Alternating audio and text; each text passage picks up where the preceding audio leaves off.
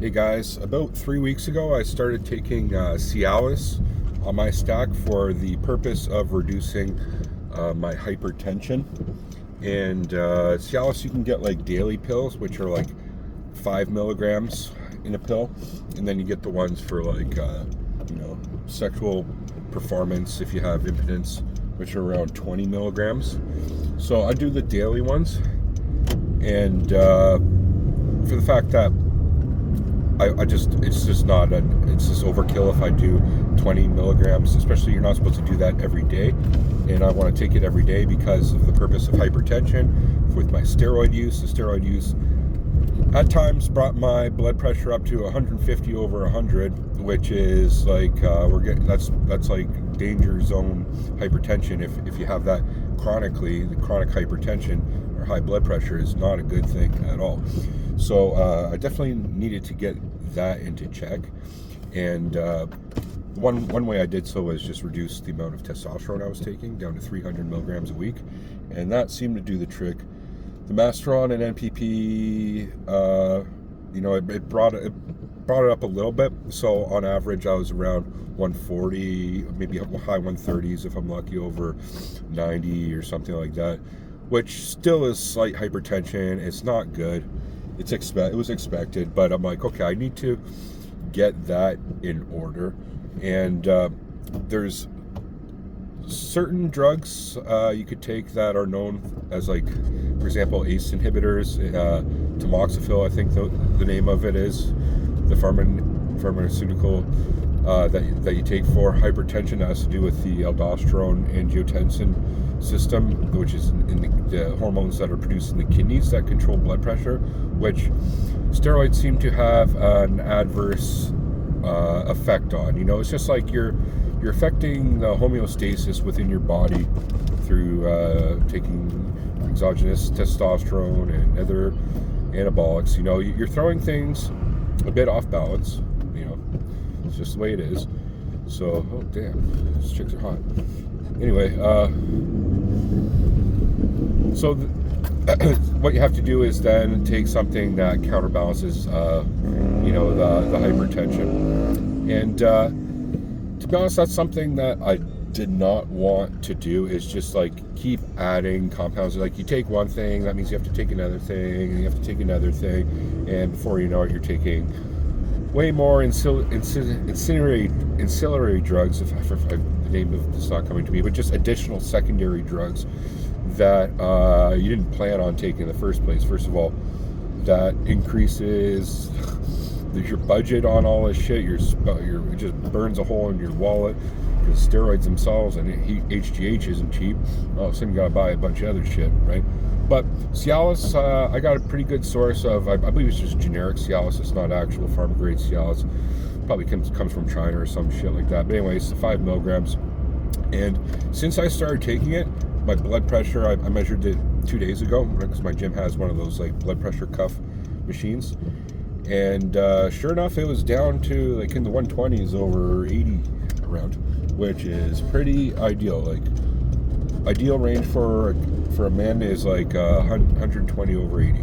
So I think it's working, in other words, and it's working, but because it's known as being like a vasodilator, which then decreases, because the vasodilation is like your veins becoming like bigger, right? And as a result, your blood pressure goes down, because it's not like you're trying to pump something through these tiny tubes. It's like measuring a fire hose pressure going through like a garden hose. Like, it would just be too much, right? And that's not good for a lot of things. That's not good for the kidneys. That's not good for your health in general. So anyway, Cialis, it brought my veins bigger, and sure enough, when I'm at the fucking gym, I was just skipping rope, of all things, at my boxing gym, in the mirror, because you're looking in the mirror while you're skipping rope. And I wasn't even doing anything bicep related, and the vein in my bicep was coming down. It was just like popping out. Like, I've never seen that before. But so there's that. I wanted to say, like, the vasodilation was unreal. Just one sec. Vascularity. So the other thing when I'm doing research on is the other effects that Cialis has that are beneficial for bodybuilding. And it is, I believe, like an anabolic in itself. It's an oral anabolic. No, it's not. I wouldn't take it as a standalone by any means or anything else. But I think it's one of these things that, you know, you add to your stack.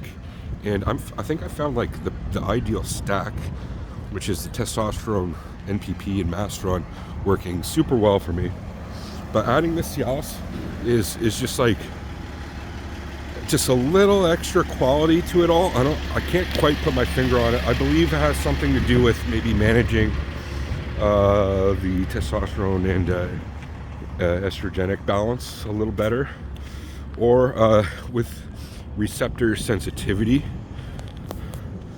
Something going on here. But the other obvious thing that Cialis does is what it does to your erections, and talking about like morning wood in the morning and shit like that, like, you know, it's like next level hard-ons there. And I believe you can go like more rounds through the day if you really want to.